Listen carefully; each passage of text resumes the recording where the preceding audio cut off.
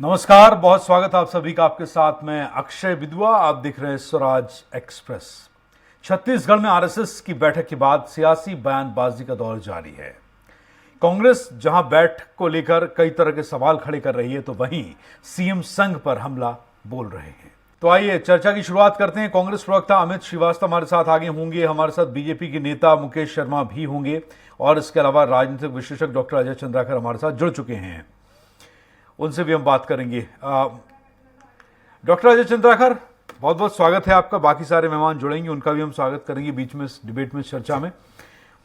BJP की senior leaders की रैलियां, दौरे, सब कुछ हो रहा है। भाजपा युवा मोर्चा के राष्ट्रीय अध्यक्ष तेजस्वी सूर्या पहुंचे, वो भी एक रैली हुई। फोकस पूरा छत्तीसगढ़ पर है।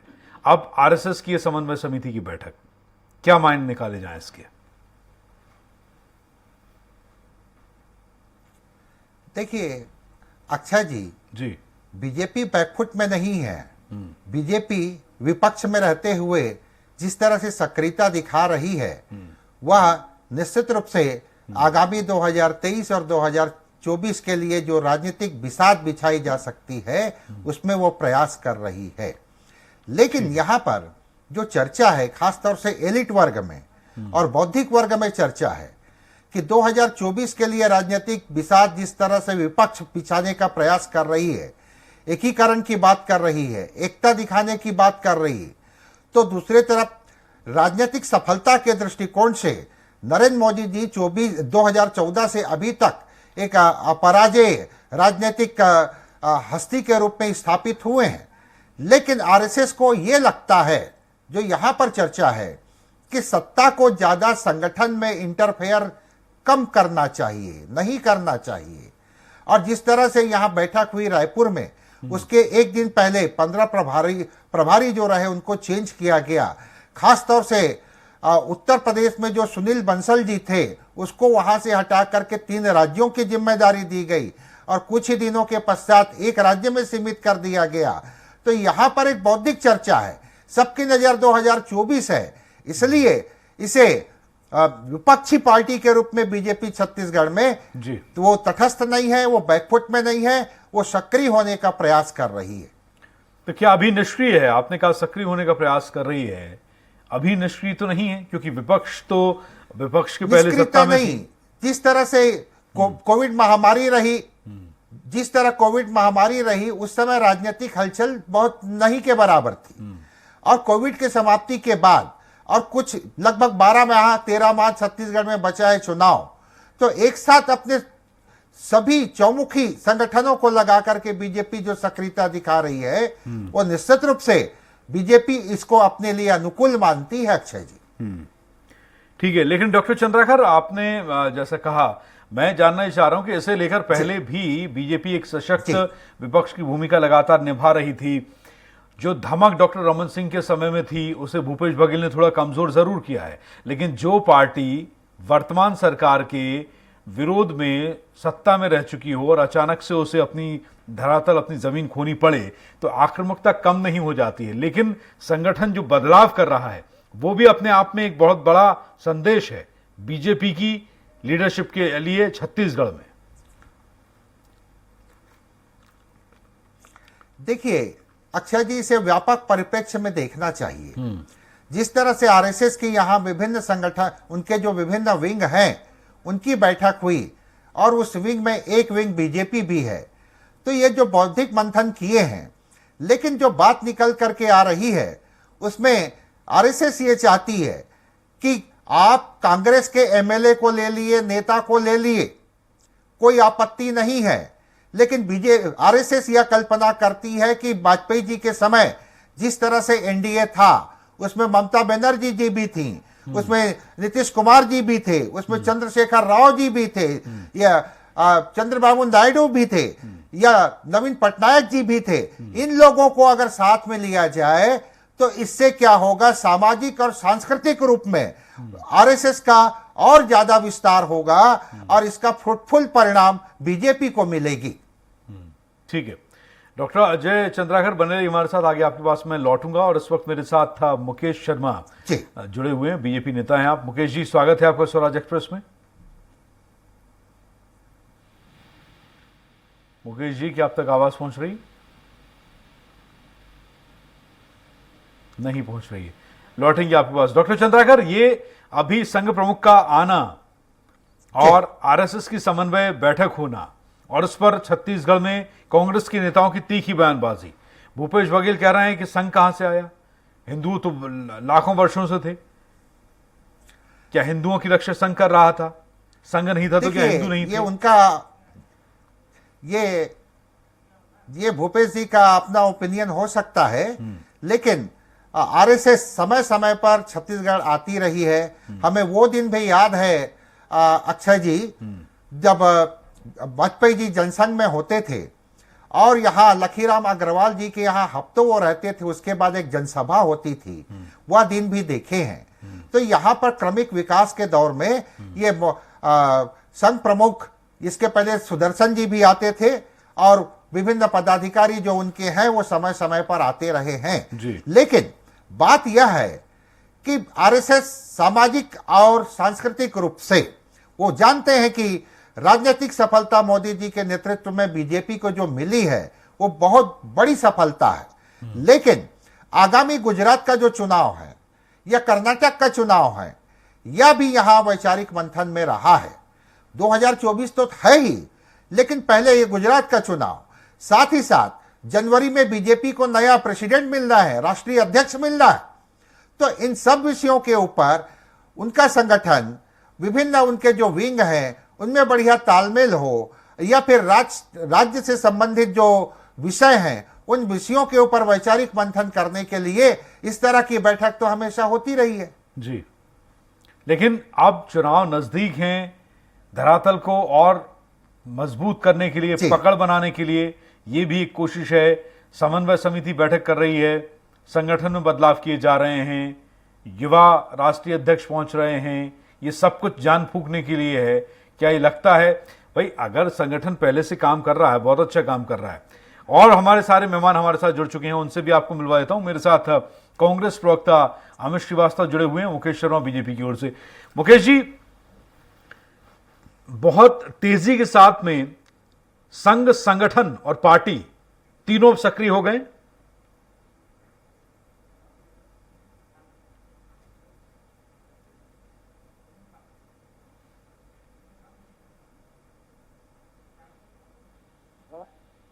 कहीं ना कहीं कांग्रेस पार्टी उस पर खरी उतरती दिख रही है। जनता में काफी आक्रोश है। जनता देख रही है कि विकास काम पूरे तरीके से ठप पड़े हुए हैं। यहाँ तक कि आप देखेंगे कि 8 लाख प्रधानमंत्री आवास के अंतर्गत मकान बनने थे, वो तक सरकार नहीं बना पाई, ये अपना अनुदान दे नहीं पाई। अनेक वादे इन्होंने किया था अपने जन घोषणा पत्र में, लेकिन कोई भी वादा पूरा करते दिख नहीं रहे हैं। ये ऐसे में जनता पूरी तरीके से आक्रोशित है और भारतीय जनता पार्टी सशक्त विपक्ष के नाते किन वादों को पूरा कराने के लिए अब सड़क पर आ चुकी है। लगातार आप देख रहे हैं कि भारतीय जनता पार्टी के आंदोलन, भारतीय जनता पार्टी का घेराव ये चालू है। और पिछले दिनों भी हमारे युवा मोर्चा के राष्ट्रीय अध्यक्ष भी आए थे। इन्होंने जो बेरोजगारों से वादा किया था, वादा इन्होंने निभाया नहीं। उसके बजाय ये ऐसे आंकड़े देते रहे जो हर बात के आंकड़ों में ही फर्क दिखा। ये विधानसभा में तो कहते हैं हमने 18,000 रोजगार दिया है, फिर ये पोस्टर लगाते हैं 5 लाख रोजगार दिए, फिर किसी सभा में दूसरे आंकड़े देते हैं। तो कहीं ना कहीं कांग्रेस की सरकार की कथनी और करनी में फर्क दिख रहा है। और भारतीय जनता पार्टी लगातार उनके वादों को याद दिलाते रहेगी, चाहे वो शराबबंदी हो, चाहे वो बेरोजगारों को भत्ता देने का विषय हो, चाहे वो नगरीय निकाय टैक्स को आधा करने का विषय शर्मा हो। जी, ये तो विपक्ष का काम है, विपक्ष कर रहा है, आप बहुत अच्छे से कर रहे हैं। मैंने सवाल कुछ और किया था आपसे, मैंने ही कहा था कि ये इतनी गतिविधियां क्यों हो रही हैं? भाई, सशक्त विपक्ष के नाते निश्चित रूप से हम भारतीय जनता पार्टी की जो गतिविधि आपको दिख रही है सतत प्रक्रिया है। संगठन के अंदर में दायित्वों का बदलाव समय समय पे होते रहता है। अभी भी संगठन के बहुत सारे चेहरों का दायित्व बदला गया है, तो इसमें कोई नई बात नहीं है। निश्चित रूप से भारतीय जनता पार्टी और भी इनको इनके वादे को पूरा करने के लिए आगे भी सड़क पे अनेक योजनाएं बना के और सरकार को घेरते रहेगी और सरकार को बाध्य करेगी कि ये जो वादे किए उसको पूरा करे। ठीक है, लेकिन जैसा आप बता रहे हैं, ठीक है, एक सशक्त विपक्ष के लिए सब कुछ बहुत जरूरी है। कांग्रेस प्रवक्ता हमारे साथ हैं, अमित श्रीवास्तव हमारे साथ हैं। अमित जी, संघ की समन्वय समिति की बैठक और उस पर मुख्यमंत्री का बयान, ठीक है, ये सब कुछ कहना अचानक से, ठीक है, पार्टी है, विपक्ष है, वो अपना काम भी करेगा, उनके लीडर्स भी आएंगे, बैठकें भी होंगी, बदलाव भी होंगे संगठन में, सब कुछ होगा, लेकिन इस पर दिक्कत क्या है, इस पर परेशानी क्या है? ये नहीं होना चाहिए? जी देखिए, बिल्कुल होना चाहिए कि हम सबको संविधान में अधिकार प्रदत्त है और किसी भी अक्षय जी किसी भी लोकतंत्र में विपक्ष का मजबूत होना अति आवश्यक है। ये हमारा मानना है, कांग्रेस का मानना है।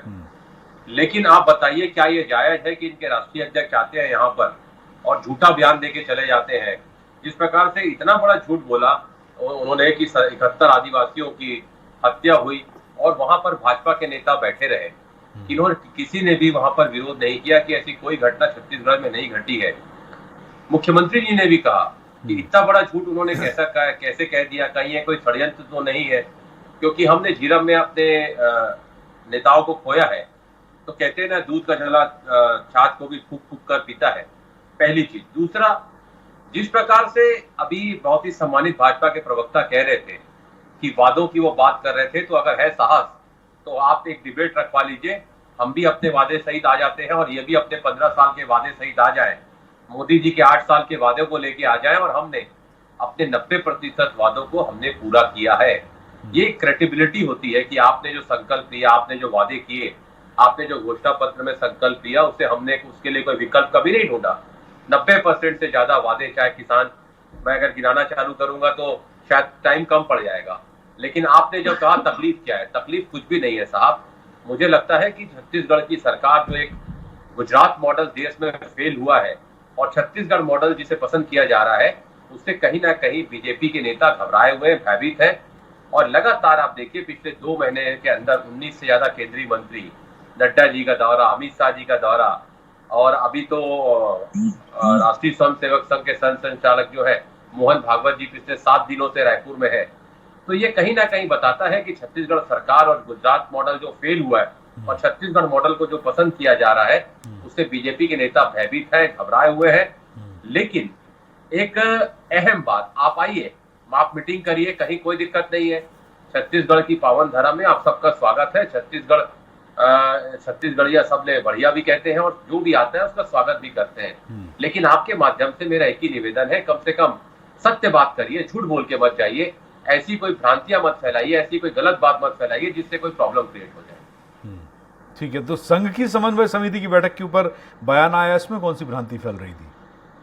देखिए, संघ की जो बैठक हुई है, लगातार अगर आप देखेंगे कि आपने कहा बैठक होना, चेंजेस करना, कहीं कोई दिक्कत नहीं है। लेकिन जैसा मैंने कहा कि एक जो छत्तीसगढ़ मॉडल को पसंद किया जा रहा है, जब से हमारी सरकार आई है, गांव, गरीब गांव और गौ माता के अच्छे दिन आ गए हैं। और जिस प्रकार से ये राम भगवान के नाम का उपयोग जो करते थे, मेरे आराध्य प्रभु श्री राम का, जब ये नाम का उपयोग तभी करते थे अक्षय जी, जब इन्हें नोट या वोट लेना रहता था।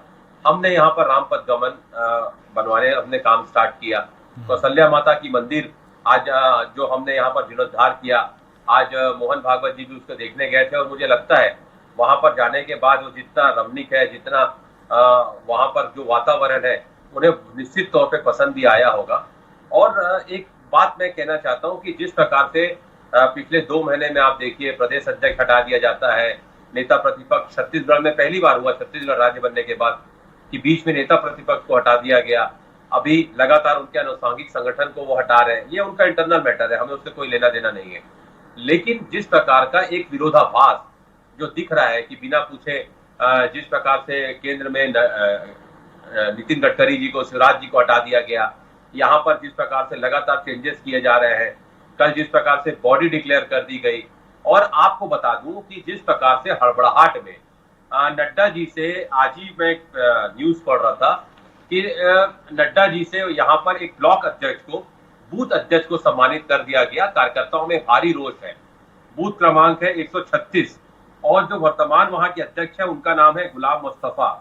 उनको सम्मानित नहीं करके दूसरे व्यक्ति को जो नेताओं का करीब था उसे सम्मानित कर दिया गया। इससे भी कार्यकर्ताओं में बड़ा रोष है। तो ये सब जो चीजें चल रही हैं, इनके यहाँ एक पूर्व प्रवक्ता थे, बहुत ही वरिष्ठ नेता है, बहुत ही सम्मानित नेता है। उन्होंने कहा था कि हमारे यहाँ कार्यकर्ताओं को परिश्रम से नहीं परिक्रमा से पद मिलता है, और बाद में उन प्रवक्ता साहब को ही हटा दिया गया। तो ये तो बीजेपी में चल रहा है। पार्टी विद द डिफरेंस की बात करने वाली बीजेपी में अक्षय जी इतने डिफरेंसेस हो गए हैं, इतने सर्फ डबल चल रहा है, ये सारी चीजें दिख रही हैं। हमारी सरकार के काम के आगे, भूपेश बघेल जी के विराट व्यक्तित्व के आगे कोई भी बीजेपी का ऐसा चेहरा नहीं है जो चुनाव में सामने आए। इसीलिए इनकी पूर्व जो प्रभारी थी उन्होंने कहा था हम मोदी जी के नाम पे चुनाव लड़ेंगे। मतलब क्या छत्तीसगढ़ में आपके पास नेताओं की किल्लत है, या केंद्रीय नेतृत्व छत्तीसगढ़ के नेताओं को इस काबिल नहीं समझता कि हम उनके नेतृत्व में चुनाव लड़ें? और एक अहम बात, हम अपने कैडर पे, हम अपने कार्यकर्ताओं के बल पे हम चुनाव जीतते हैं, और इनके यहाँ कार्यकर्ताओं का अपमान होता है। जिस प्रकार से चुनाव हारने के बाद इनके प्रदेश अध्यक्ष जी ने कहा था कि हम अपने कार्यकर्ताओं के कारण चुनाव हार गए, और हम तो कहते हैं हमारी सरकार बनी हमारे कार्यकर्ताओं के कारण, उनके अथक प्रयास के कारण। यही हमारी पार्टी के आन बान शान और हमारी पार्टी के प्राण है। These are the basic difference between both the parties. हमारी आइडियोलॉजी ये है कि हम कार्यकर्ताओं के बल पे चुनाव जीतते हैं, और इनके यहाँ इनका जब हार जाते हैं, जीत की जिम्मेदारी ये खुद लेते हैं, जवाबदारी खुद लेते हैं, श्रेय खुद लेते हैं। जब हार जाते हैं तो कार्यकर्ताओं को ब्लेम कर देते हैं। तो दिस इज, मेरे को लगता है this is unfair. Mukesh Sharma ji जवाब देंगे इसका। जी देखिए, कांग्रेस के प्रवक्ता है अमित श्रीवास्तव जी 3-4 बात किए हैं, सिलसिलेवार उनका जवाब दे दें। पहली बात, ये छत्तीसगढ़ मॉडल की बात करते हैं, ये उत्तर प्रदेश में इनके छत्तीसगढ़ मॉडल का क्या हुआ, इनको जवाब देना चाहिए। छत्तीसगढ़ मॉडल, आप जितने दिनों में एक यहाँ पे सड़क है एक्सप्रेस है, जितने दिन उसको बनाने में नहीं लगते, उससे ज्यादा दिन हो गए उसको रिपेयर नहीं कर पाए। ये छत्तीसगढ़ मॉडल है। ये एक भी अपनी योजना बताए जिसको ये कंप्लीट किए हो, जिसको क्रियान्वित किए हो, जिसका परिणाम निकला हो, एक भी योजना। ये सारी योजना कागज में और प्रचार के माध्यम, और जितने कई ऐसी योजना है कि जितनी बड़ी योजना है उससे ज्यादा तो ये उसके प्रचार में खर्च कर दिए हैं। तो कहीं ना कहीं इनके योजनाओं का कागज में है खाली। और यदि इतना ही दम था तो उत्तर प्रदेश में चुनाव हुए, क्या हुआ आपके छत्तीसगढ़ मॉडल का? और दूसरी बात ये कर रहे थे कि योग्य कार्यकर्ता नहीं है, और ये तो मैं प्रश्न करना चाहता हूं इनसे कि राज्यसभा के लिए आपको छत्तीसगढ़ के अंदर में कोई ऐसा नेता नहीं दिखा, कोई ऐसा कार्यकर्ता नहीं दिखा कि आपने दो राज्यसभा सदस्य बाहर से लाके यहाँ से बनाए, तो छत्तीसगढ़ियों का अपमान उस टाइम आपको नजर नहीं आया। तो कहीं ना कहीं ये अपनी पीठ थपथपा रहे हैं। ये बोलते हैं कि हमने अपने घोषणा पत्र को पूरा किया। इसने इनके घोषणा पत्र के मुख्य बिंदु में था पूर्ण शराबबंदी। ये खाली उसमें समिति बनाते हैं, उसको जनता को में भ्रम पैदा करके रखने के लिए, उनका ध्यान बटाने के लिए ये बार बार समिति बनाते हैं। कई प्रकार की बात करेंगे भारतीय। अरे भाई, जब आपसे आपके जनादेश मिला है, आपने उसके अंदर में काम किया नहीं है, तो आप भारतीय जनता पार्टी की बात क्यों करने लगते हैं? आपकी जिम्मेदारी है, आपने उस जिम्मेदारी को निभाया क्या? आपने जन घोषणा पत्र जारी किया था, उसको पूरा किया क्या? ये जनता को बताना चाहिए। शराबबंदी की बात आपने की थी कि नहीं की थी? यदि की थी तो शराबबंदी क्यों नहीं हुई? फिर उसमें कई तो बात करेंगे कि ऐसा हो गया, फिर इनके नेता। अरे भाई, हमसे पूछ के जन घोषणा पत्र बनाए थे क्या आप? तो कहीं कोई छत्तीसगढ़ मॉडल नहीं है। और इतने जन समर्थन जो पिछले दिनों मिला है भारतीय जनता पार्टी को, कहीं ना कहीं उसको देख के कांग्रेस के अंदर में, सरकार के अंदर में घबराहट है। ठीक है, ये हड़बड़ाए हुए हैं। ठीक है, लौटूंगा आपके पास। ये भारतीय जनता पार्टी के आंतरिक गतिविधि पे टीका टिप्पणी, कहीं इससे कुछ नहीं होगा। आपको यदि जिम्मेदारी मिली है यहाँ के सरकार की, तो उन जिम्मेदारियों को उसी प्रकार जैसा आपने घोषणा पत्र में और आपने घोषणा पत्र में किए गए वादे को पूरा नहीं किया, काम ठीक नहीं हुआ, ये हम नहीं बोल रहे हैं। आपके ही एक वरिष्ठ मंत्री का ये बयान था कि 8 लाख लोगों को तो आवास मिलने से वंचित रखा गया। ये आपके ही मंत्री का बात था, उन्होंने कहा था। सर चलिए ठीक है, मैं लौटूंगा। तो डॉक्टर चंद्राकर जी वरिष्ठ पत्रकार हैं, मैंने साथ 32 बने हुए लाख लोगों को सर में छटा सकता था, आपने उसको किया नहीं उनको। डॉक्टर चंद्राकर, ये इससे बदलाव क्या आएगा? ये अभी जैसे ठीक है, संगठन आ रहा है, पार्टी आ रही है, केंद्रीय बड़े नेता आ रहे हैं, ये अपनी अपनी गतिविधियां कर रहे हैं। साफ है कि 2023 के चुनावों को लेकर एक बड़ी तैयारी आने वाले समय में की ये तैयारी है, लेकिन संघ की बैठक होना, मोहन भागवत का आना, समन्वय समिति की बैठक होना, ये भी इसी क्रम की एक पहल माना जाए। और क्या बदलाव आएगा छत्तीसगढ़ में?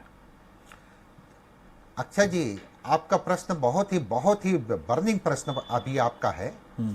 देखिए, इसको व्यापक परिप्रेक्ष्य में देखना चाहिए, और एलिट और बौद्धिक वर्ग में जिसकी चर्चा हो रही पूरे हिंदुस्तान में, वह यह है कि राजनीतिक सत्ता अपनी सफलता पाई है मोदी जी के नेतृत्व में। जो पार्टी लक्ष्य रखी थी, चाहे धारा 370 हो या राम मंदिर का हो, या फिर सवाल था 80 और 20 का, तो इन सब विषयों के ऊपर बातचीत हो रही। लेकिन आरएसएस इस बात के ऊपर एकाग्र है कि सांस्कृतिक और सामाजिक तौर पर हमें और विस्तार करना है। और संगठन में जिस तरह से बीजेपी अपना निर्णय एक तरफा लेती गई, जिसके कारण से आरएसएस में एक समन्वय करने के लिए उसको सामने आना पड़ा। सत्ता अलग चीज है और संगठन अलग चीज है। संगठन को आरएसएस ही मंथन करेगी, उसमें बीजेपी नहीं करेगी। पूर्व काल में भी जब वाजपेयी जी और आडवाणी जी थे, तो उस समय के जो प्रमुख थे सुदर्शन जी, वो इसी तरह की गतिविधियों के कारण दिल्ली की चौकड़ी का शब्द का प्रयोग किए थे। और बीजेपी का जितना विस्तार हुआ है मोदी जी के शासनकाल में, 18 करोड़ से ज्यादा उसके मेंबर, उस पैमाने में आरएसएस के शाखाओं में वृद्धि नहीं हुई है। तो इन सब विषयों के ऊपर रायपुर में चर्चा हुई है, और यह खोजी पत्रकारों के लिए एक बड़ा मुद्दा है, विषय। तो यहां पर भविष्य में आगामी जो विधानसभा चुनाव है गुजरात का, गुजरात के सड़कों पर जो भीड़ दिखाई दे रही, और 27 साल बीजेपी वहां सत्ता में है, और 27 वर्षों में नरेंद्र मोदी जी उस समय महामंत्री होते थे, वहां से लेकर के मुख्यमंत्री तक, यह लंबा दौर है। तो आरएसएस अगर शालीनता के साथ अपना उसे प्रयोगशाला बना ली, यही बात मुंबई के लड़के को उठा करके जिस तरह से सीएम बनाया गया और आरएसएस को नहीं बताया गया, या फिर अगर दोनों में तालमेल बन गया सत्ता और संगठन में, तब तो ठीक है। नहीं तो यह भी बात हो रही है कि एनडीए के जो साथी थे उनको रखे, और माइनस मोदी की भी बात हो रही। तो यह धरातल है अक्षय जी, जिसके ऊपर रायपुर में विशाल हृदय के साथ चर्चा हुई है। लेकिन यह भी सच है कि 2024 में नरेंद्र मोदी जी की अलग राजनीतिक बिसात जो दिख रही थी, यह विपक्षियों का, आरएसएस भी अपना राजनीतिक बिसात बिछाने का प्रयास कर रही है। ठीक है, ठीक है, बहुत बहुत शुक्रिया आप सभी का। अमित श्रीवास्तव, डॉक्टर अजय चंद्राकर, मुकेश शर्मा जी, स्वराज एक्सप्रेस को आपने कीमती समय दिया। इस चर्चा के लिए धन्यवाद। और इसी के साथ इस पेशकश में बस इतना ही। नमस्कार। छत्तीसगढ़ की हर छोटी बड़ी खबर से अपडेट रहने के लिए सब्सक्राइब कीजिए सीजी स्वराज।